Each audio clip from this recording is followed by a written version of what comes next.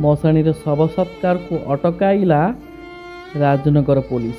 ଶେଷକୃତ୍ୟ ହୋଇ ନପାରି ପଡ଼ି ରହିଛି ମହିଳାଙ୍କ ମୃତଦେହ। ପ୍ରଥମେ ପୋଲିସ ରାସ୍ତା ଉପରେ ଶବକୁ ଅଟକାଇଥିବା ବେଳେ ଛାଡ଼ିଥିଲେ, ପରେ ଶ୍ମଶାନକୁ ଯାଇ ମୃତଦେହକୁ ପୋଲିସ ଅଟକାଇଛି। ଏଭଳି ଦୁଃଖଦ ଅଭାବନୀୟ ଘଟଣା କେନ୍ଦ୍ରାପଡ଼ା ଜିଲ୍ଲା ରାଜନଗର ଅଞ୍ଚଳରେ ଦେଖାଯାଇଛି। ମୃତ ମହିଳାଙ୍କ ପରିବାର ଲୋକଙ୍କ ଅଭିଯୋଗ କ୍ରମେ ପୋଲିସ ଶବ ସତ୍କାର କରିବାକୁ ଦେଇନଥିଲେ। ସୂଚନା ଅନୁଯାୟୀ ରାଜନଗର ଗଳିଦାଣ୍ଡ ଗାଁର ଦୀପକ ପରିଡ଼ାଙ୍କ ସ୍ତ୍ରୀ ପ୍ରସବ ଯନ୍ତ୍ରଣାରେ ଥିଲେ ଏବଂ ପରେ କଟକ ବଡ଼ ମେଡିକାଲରେ ଭର୍ତ୍ତି କରିଥିଲେ। ରବିବାର ଦିନ ପ୍ରାୟ 1ଟା ସମୟରେ ତାଙ୍କର ମୃତ୍ୟୁ ଘଟିଥିଲା।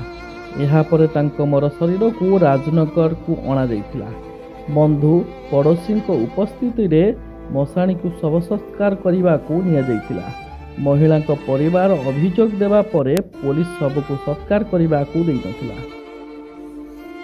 ଦୀର୍ଘ 1 ଘଣ୍ଟା ପର୍ଯ୍ୟନ୍ତ ଶବ ରହିସାରିବା ପରେ ପୋଲିସ ଛାଡ଼ିଥିଲା ଏବଂ କିଛି ସମୟ ପରେ ପୋଲିସ ଶ୍ମଶାନକୁ ଯାଇ ଶେଷକୃତ୍ୟ କରିବାକୁ ଦେଇନଥିଲେ ଏବଂ ଅଟକାଇଥିବା ନେଇ ସୂଚନା ମିଳିଛି।